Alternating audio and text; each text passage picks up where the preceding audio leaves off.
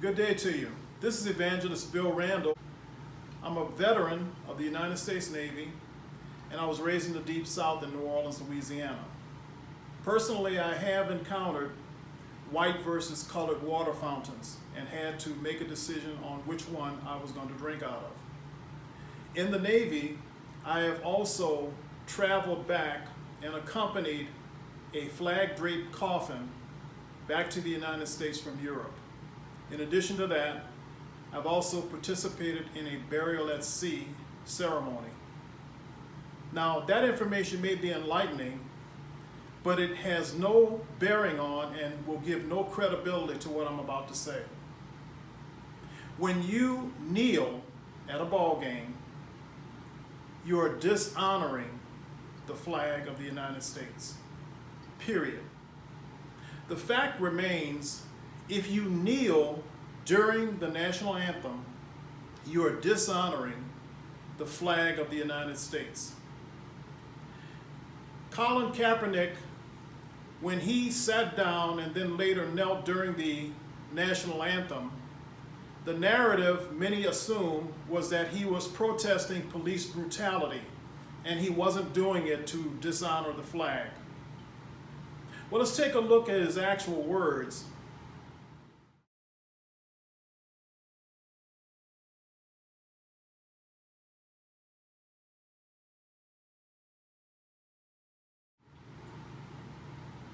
If you notice, he said he was not going to stand and give honor to a country and a flag that inflicts police brutality on minorities and people of color.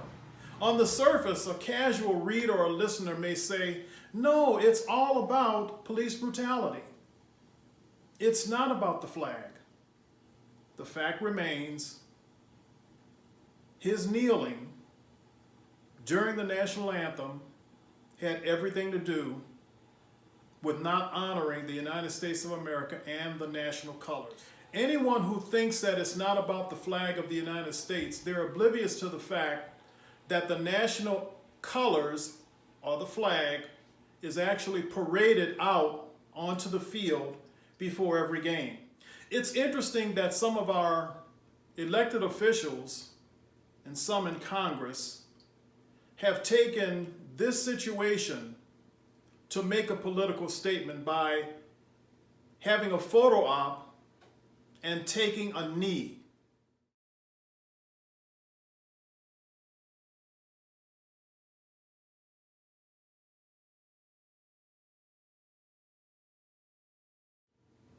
Think about what would happen if during the time when the bride enters the chapel or the church, someone decided that they would not stand. They would remain seated, maybe, look at their cell phone and look at their smartphone.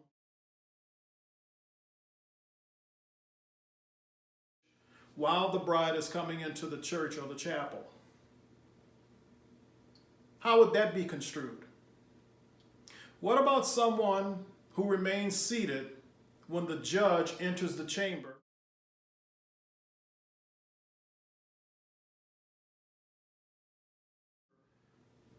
and comes into the courtroom to be seated if a person decided that they didn't want to stand?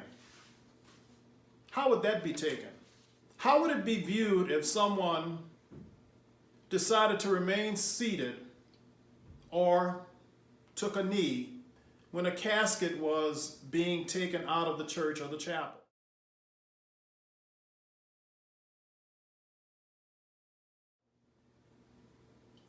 Ceremoniously, the ceremonial action of those who were there, it is accepted that everyone show honor by standing.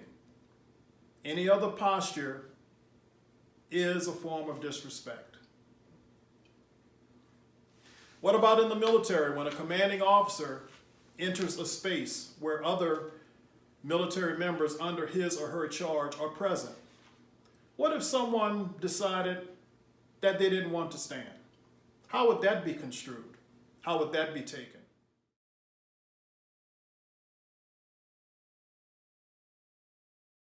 The action of standing whenever you're present at any of the above instances is showing a sign of respect. It has nothing to do with whether or not you agree with what you're witnessing, or if you chose that event to make a statement about societal ills.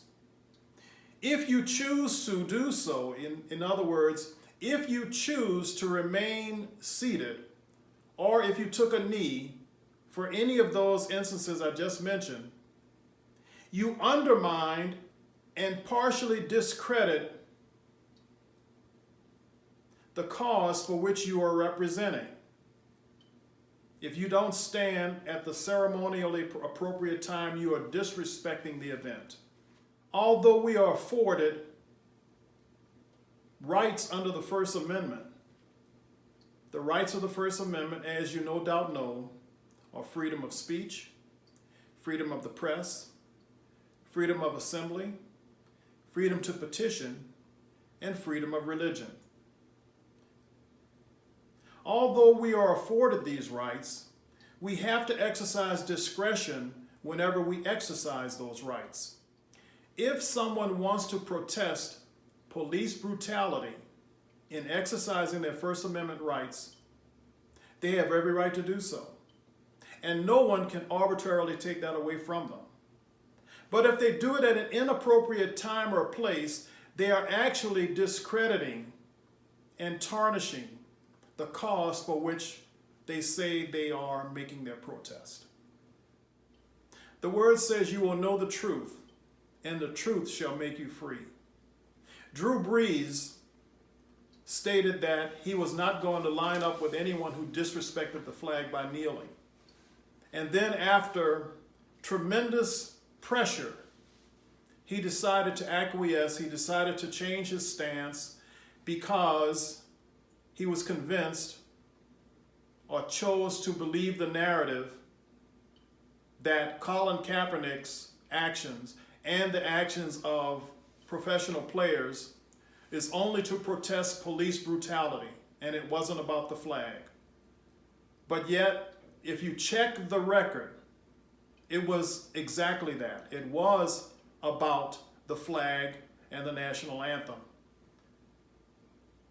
Individuals chose to not honor our flag, and they have every right to do so. But what many of us are wanting to make a statement with is saying when you do so, you should do it at an appropriate time and place. You should not exercise that right at an inappropriate time and place. Whenever it is ceremoniously appropriate for you to stand, you should stand out of respect. If someone were to come to an event that you held in high esteem and they did something contrary to standing to honor it, I dare say you would probably be offended as well.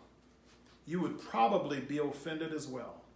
Whenever you take a knee during the national anthem, you are dishonoring the flag of the United States. And you're actually disrespecting and dishonoring all 50 states, because all 50 states are represented by the stars on our national ensign or our national flag. I want to thank you for your time and attention for listening to this. I would encourage those of you who are interested in seeing more messages from Evangelist Bill Randall, go to my YouTube channel, Restoring Hope 365. Restoring Hope 365.